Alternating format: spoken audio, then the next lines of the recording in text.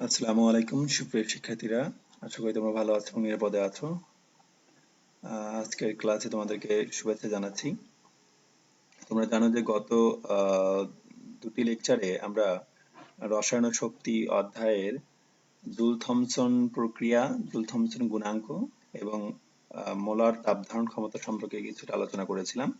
আজকে আমরা এর পরের টপিক থেকে আলোচনা করব।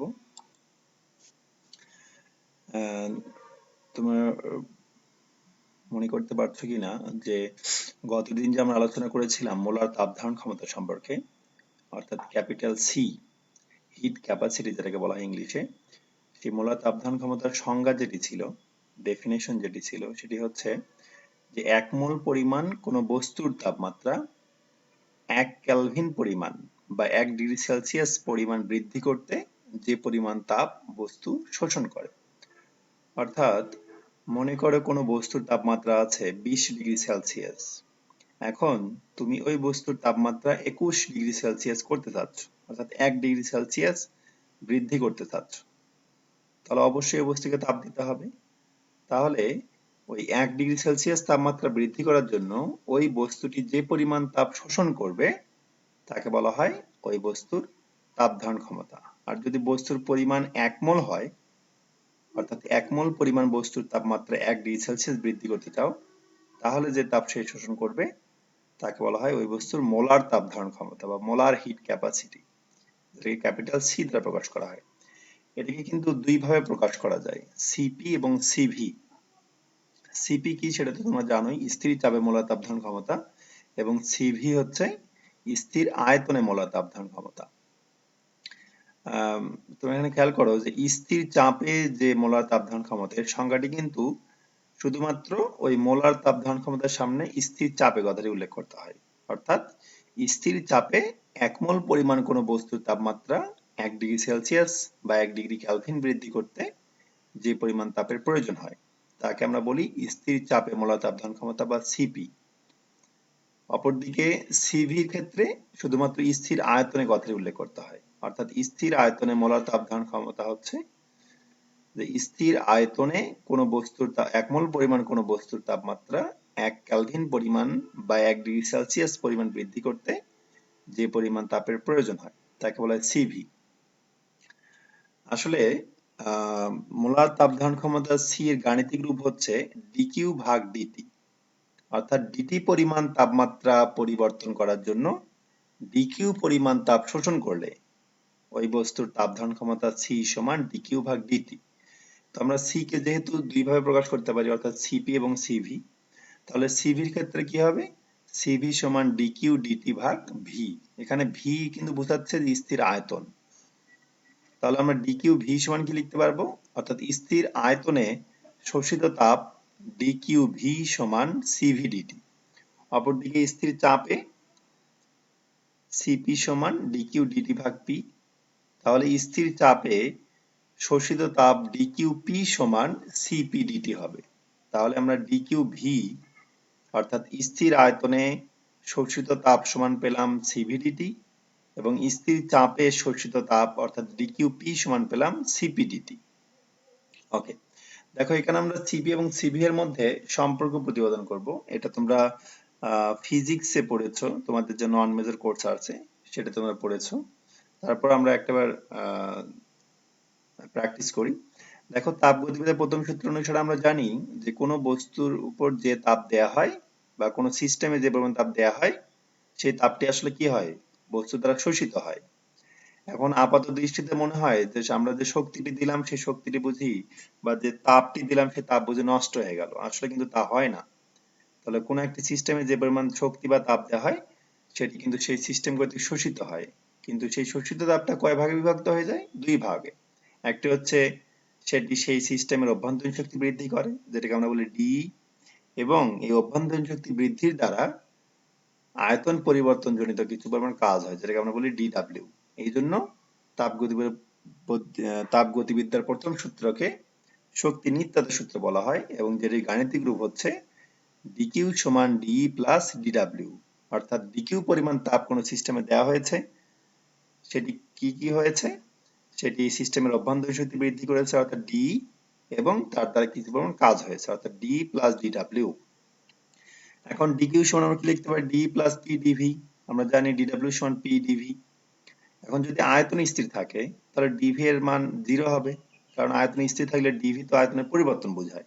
তাহলে স্থির আয়তন যদি হয় তাহলে তো আয়তন পরিবর্তন হচ্ছে না, তাহলে ডিভির মান 0 হবে। তাহলে আমরা ফাইনালি ডিকিউ ভি সমান পাচ্ছি ডিভি বা সিভি ডিটি। অর্থাৎ যদি আয়তন স্থির থাকে তাহলে কোনো সিস্টেমে যে বা কোনো বস্তু যে পরিমাণ তাপ শোষণ করে সেটি শুধু তার অভ্যন্তরীণ শক্তি বৃদ্ধি করে, অর্থাৎ ডিকিউ ভি সমান ডিইভি, যেটি সিভি ডিটি এর সমান। এটাকে আমরা সমীকরণে 1 ধরবো। আবার তাপগতির প্রথম সূত্র অনুসারে ডিকিউ সমান ডি প্লাস ডিডব্লিউ। আবার ডাব্লিউ সমান আমরা লিখতে পারি পিভি, চাপ আয়তনের গুণফল। এখন এই পিভি কে যদি আমরা ব্যবকলন রূপে লিখি তাহলে পি স্থির রেখে ভি কে ব্যবকলন করবো, অর্থাৎ পি ডিভি, প্লাস ভি স্থির রেখে পি কে ব্যবকলন করবো, অর্থাৎ ভি ডিপি। এখন যদি চাপ স্থির থাকে তাহলে চাপের কোনো পরিবর্তন হচ্ছে না, তার মানে ডিপি সমান 0 হবে। তাহলে ডিপির মান 0 বসালে আমরা কি পাচ্ছি? ডিকিউ সমান D plus P DV. D এর মান কিন্তু আমরা 1 নম্বর সমীকরণে কি পেয়েছি? সিভিডিটি। কারণ সেই মানটি যদি আমরা এখানে বসাই, ডিকিউ সমান আমরা কি পাবো? সিভিডিটি প্লাস পি ডিভি। এই ডিকিউ 2 নম্বর সমীকরণ, ডিকিউ যেটা পেলাম এটা কিন্তু স্থির চাপে, অর্থাৎ ডিকিউ পি, যেটি মান কিন্তু আমরা প্রথমে বের করেছি স্থির চাপে মোলার তাপ ধারণ ক্ষমতা সমান সিপি ডিটি। এবার খেয়াল করো, আদর্শ গ্যাসের অবস্থার সমীকরণ আমরা কি জানি? এন মোল গ্যাসের জন্য পিভি সমান এনআরটি। আর যদি 1 মোল গ্যাস হয় তাহলে পিভি সমান আরটি হবে। চাপ স্থির রেখে যদি আমি ব্যবকলন আকারে লিখি তাহলে পি স্থির আছে, তাহলে ভি কে ব্যবকলন করব পি ডিভি সমান আর তো ধ্রুবক, কে কে ব্যবকলন করলে তো 0 হবে, অর্থাৎ আর স্থির রেখে ডিটি। তাহলে পি ডিভির মান আমরা যদি 2 নম্বর সমীকরণে বসাই আর ডিটি, তাহলে এরকম সমীকরণটি দাঁড়ায় ডিকিউ পি সমান D plus P DV. P DV পরিবর্তে আর ডিটি বসাচ্ছি, এবং ডি এর পরিবর্তে তো আমরা 1 নম্বর সমীকরণে পেয়েছি সিভিডিটি, এবং ডিকিউ পি এর মান তো প্রথমে বের করেছি সিপিডিটি। সেখান থেকে আমরা ডিটি দ্বারা উভয়কে ভাগ করলে ফাইনালি আমরা যে সমীকরণটি পাচ্ছি সেটি হচ্ছে সিপি মাইনাস সিভি সমান আর। এটি কিন্তু তোমাদের প্রমাণ হিসেবে অনেক গুরুত্বপূর্ণ। এবং আমরা কিন্তু জানি যে এই মোলার গ্যাস ধ্রুবক আর, এটি কিন্তু বিভিন্ন এককে প্রকাশ করা যায়, লিটার অ্যাটমসফিয়ার এককে বা এসআই এককে বা ক্যালোরি এককে অথবা সিজিএস এককে, এবং প্রতিটি এককেই কিন্তু আর এর মানটি একটি ধনাত্মক মান।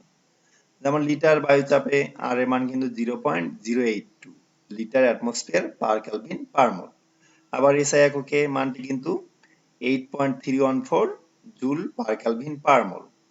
আবার সিজিএস এককে মানটি কি রকম? 8.316 joule per kelvin per mole. আবার ক্যালোরি এককে কিন্তু 1.98। তাহলে প্রতিটি এককে কিন্তু আর এর মানটি কিন্তু ধনাত্মক। তাহলে কিন্তু আমরা বলতে পারি সিপি মাইনাস সিভি সমান ধনাত্মক রাশি, অর্থাৎ স্থির চাপে মোলার তাপ ধারণ ক্ষমতা এবং স্থির আয়তনে মোলার তাপ ধারণ ক্ষমতার বিয়োগফল বা পার্থক্য একটি ধনাত্মক রাশি। সেদিক থেকে একটি কোশ্চেন কিন্তু এসে যায় যে সিপি এবং সিভি এর মধ্যে কোনটি বৃহত্তম। এই অংশটিকে তোমরা পড়বে যে সিপি এবং সিভি এর মধ্যে কোনটি বৃহত্তম বা কোনটি বড় এবং কেন বড়, সেটা গাণিতিক ব্যাখ্যাও তোমরা পড়বে এবং থিওরিটিক্যাল ব্যাখ্যাটা পড়বে। ওকে, এবার আসা যাক সিপি এবং সিভি এর মধ্যে রেশিও নির্ণয় করা, অর্থাৎ সিপি ভাগ সিভি সমান কি। প্রথমেই সংজ্ঞাটি খেয়াল করো, আমরা কিন্তু মোলার তাপ ধারণ ক্ষমতার সংজ্ঞা কি পড়েছি? যে 1 মোল পরিমাণ কোনো বস্তুর তাপমাত্রা 1 কেলভিন বৃদ্ধি করতে যে পরিমাণ তাপের প্রয়োজন হয় বা যে পরিমাণ তাপ সে বস্তুটি শোষণ করে। আসলে মনে করো কোনো 1 মোল গ্যাস আছে, সেই গ্যাসের যে তাপমাত্রা আছে সেটা যদি আমরা নোট ডাউন করি, ধরো তাপমাত্রাটি হচ্ছে 20 ডিগ্রি সেলসিয়াস। এখন এই গ্যাসের তাপমাত্রা যদি 1 ডিগ্রি সেলসিয়াস বৃদ্ধি করা হয় তাহলে অবশ্যই তাকে সেই গ্যাসটিকে তাপ দিতে হবে। তাপ দিলে আসলে কি হবে? তাপ দিলে গ্যাসের কণাগুলোর কিন্তু আগের তুলনায় গতিশক্তি বৃদ্ধি পাবে, এবং গতিশক্তি বৃদ্ধি পাওয়ার সঙ্গে সঙ্গে কিন্তু তাদের মধ্যকার শক্তি, তাদের মধ্যে যে শক্তিটি নিহিত আছে, অন্তর্নিহিত আছে বা অভ্যন্তরীণ শক্তিও কিন্তু বৃদ্ধি পাবে। তার মানে 1 কেলভিন তাপমাত্রা বৃদ্ধির কারণে কিন্তু দুইটি কাজ হয়, দুইটি বিষয় বৃদ্ধি পায়। একটি হচ্ছে মোলার গতিশক্তি বৃদ্ধি প্লাস আন্তঃআণবিক শক্তি বৃদ্ধি। এই লাইনটি কিন্তু অনেক ইম্পর্টেন্ট, যে মোলার তাপ ধারণ ক্ষমতা বা 1 ডিগ্রি সেলসিয়াস বা 1 কেলভিন তাপমাত্রা বৃদ্ধির কারণে কি হয়, ওই বস্তুর গতিশক্তি, কণাগুলোর গতিশক্তি বৃদ্ধি পায় এবং এদের মধ্যকার অভ্যন্তরীণ শক্তি বৃদ্ধি পায়। ওকে, এখন টি কেলভিন তাপমাত্রায় আমরা কিন্তু জানি গ্যাসের গতিতত্ত্ব অনুসারে এন মোল গ্যাসের গতিশক্তি হচ্ছে 3/2 nRT, এন মোল গ্যাসের ক্ষেত্রে। আর 1 মোল গ্যাসের ক্ষেত্রে কি 3/2 RT। ওকে, তাহলে 1 মোল কোন গ্যাসের গতিশক্তি টি কেলভিন তাপমাত্রায় কি পাচ্ছি আমরা 3/2 RT। আর আমরা বৃদ্ধি করতে চাচ্ছি কত, 1 কেলভিন পরিমাণ। তাহলে সমীকরণটি কি দাঁড়াবে 3/2 RT + 1, কারণ যেহেতু আমরা 1 কেলভিন বৃদ্ধি করতে চাচ্ছি।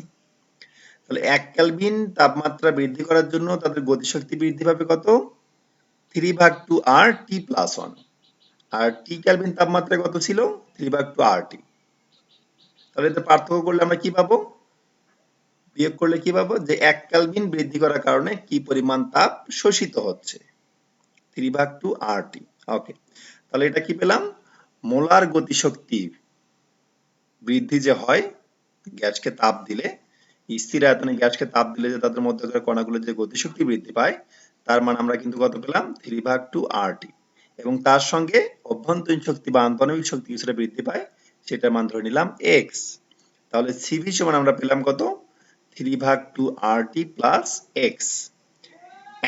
এই x যেটি আছে অর্থাৎ অভ্যন্তরীণ শক্তি বৃদ্ধি বা আন্তঃনৈমিক শক্তি বৃদ্ধি, এটি কিন্তু গ্যাসের কণাগুলোর ঘূর্ণয়ন বা কম্পনের জন্য হয়ে থাকে।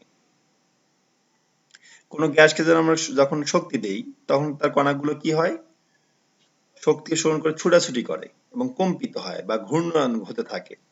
কিন্তু যদি এক পরমাণু গ্যাস হয়, হিলিয়াম, নিয়ন, আর্গন, মানে নিষ্ক্রিয় গ্যাসে যারা, তাদের ক্ষেত্রে কিন্তু কোনো ঘূর্ণয়ন বা কম্পন থাকে না। সেই জন্য এদের ক্ষেত্রে আন্তঃনৈমিক শক্তি বা অভ্যন্তরীণ শক্তির এক্স এর মান হয় 0। অর্থাৎ এক পরমাণু গ্যাসের জন্য সিভি এর মান ফাইনালি দাঁড়ায় 3/2 RT। ওকে, তাহলে আমরা স্থির আয়তনে মোলার তাপ ধারণ ক্ষমতা সিভি এর যে মান সেটি পেলাম 3/2 RT + x। যেহেতু এক পরমাণু গ্যাসের ক্ষেত্রে x এর মান 0, তাহলে সিভি সমান দাঁড়ায় 3/2 RT। ওকে, এবার আসা যাক সিপি এর মান। কারণ স্থির চাপে যদি আমরা 1 মোল গ্যাসের তাপমাত্রা 1 কেলভিন বৃদ্ধি করতে চাই, তাহলে আগে যে ঘটনাগুলো ঘটবে সেগুলো তো ঘটবেই। অর্থাৎ গ্যাসের গতিশক্তি বৃদ্ধি প্লাস আন্তঃনৈমিক শক্তি বৃদ্ধি, অর্থাৎ 3/2 RT + x + W, আয়তন বৃদ্ধিজনিত কাজ ঘটবে। এটা কেন? কারণ আমরা কিন্তু চার্লসের যে সূত্র পড়েছিলাম এইচএসসিতে, সেখানে কিন্তু একটা বিষয় ছিল যে স্থির চাপে গ্যাসের তাপমাত্রা তার আয়তনের সমানুপাতিক, অর্থাৎ ভি সমানুপাতিক টি। তার মানে চাপ স্থির রেখে গ্যাসের তাপমাত্রা বৃদ্ধি করলে কিন্তু কি হয়, আয়তন বৃদ্ধি পায়। তাহলে এক্ষেত্রে যেহেতু আমরা স্থির চাপে গ্যাসের তাপমাত্রা বৃদ্ধি করছি, তাহলে কিন্তু অবশ্যই আয়তন বৃদ্ধিজনিত একটা কাজ হবে। অর্থাৎ সিপি সমান 3/2 RT + x + W। এই ডাব্লিউটি কিন্তু এক্সট্রা আসতেছে আয়তন বৃদ্ধিজনিত কারণে। ওকে, এখন এই ডাব্লিউ হচ্ছে আয়তন বৃদ্ধিজনিত কারণে চাপ স্থির রেখে, সেজন্য আমরা ডাব্লিউ সমীকরণ কি জানি, আমরা জানি কাজ সমান চাপ গুণন আয়তন। তাহলে এখানে যেহেতু আয়তনের পরিবর্তন হচ্ছে চাপ স্থির রেখে, তাহলে পি সমান কি হবে V2 - V1, আয়তনের বৃদ্ধি বা পরিবর্তন। তাহলে পি দ্বারা গুণ করে ফাইনালি আমরা পি V2 এর পরিবর্তে আর T2 লিখতে পারবো আদর্শ গ্যাসের সমীকরণের কারণে। সেখান থেকে যেহেতু তাপমাত্রার যে পরিবর্তন 1 কেলভিন বৃদ্ধি, অর্থাৎ তাপমাত্রা পরিবর্তন হয় 1, সেজন্য ডাব্লিউ সমান ফাইনালি পাওয়া যায় আর। তাহলে সিপি সমান পাওয়া যাবে ফাইনালি 5/2 RT + x। এখন আমরা যদি সিপি এবং সিভি এর অনুপাত করি, যেটাকে বলা হয় গামা, সেই গামা সমান সিভি ভাগ সিবি, সেখানে যদি সিপি এবং সিভি এর মান বসাই, ফাইনালি আমরা এক পরমাণু গ্যাসের জন্য মানটি পাই 1.667। এখানে এক পরমাণু গ্যাসের পাশাপাশি অর্থাৎ মনোঅ্যাটমিক আইডিয়াল গ্যাসের পাশাপাশি ডায়াটমিক অর্থাৎ দ্বিপারমাণবিক, পলিঅ্যাটমিক অর্থাৎ বহু পারমাণবিক যে আদর্শ গ্যাস আছে, তাদের ক্ষেত্রেও গামার মানটি দেওয়া আছে। এই মানগুলো তোমাদের মুখস্থ রাখতে হবে গাণিতিক সমস্যা সমাধান করার জন্য। এই চ্যাপ্টার শেষে যে গাণিতিক সমস্যাগুলো আছে সেগুলো সমাধান করার জন্য এই এক পরমাণুক, দ্বিপরমাণুক এবং বহু পরমাণুক গ্যাসের গামা এর মান মুখস্থ রাখতে হবে। ওকে, তাহলে আজকে এ পর্যন্তই। আগামী দিন ইনশাল্লাহ আমরা তাপ রসায়ন বা থার্মোকেমিস্ট্রি টপিকস নিয়ে আলোচনা করব। সে পর্যন্ত তোমরা ভালো থাকো, সুস্থ থেকো, নিরাপদে থেকো। ধন্যবাদ।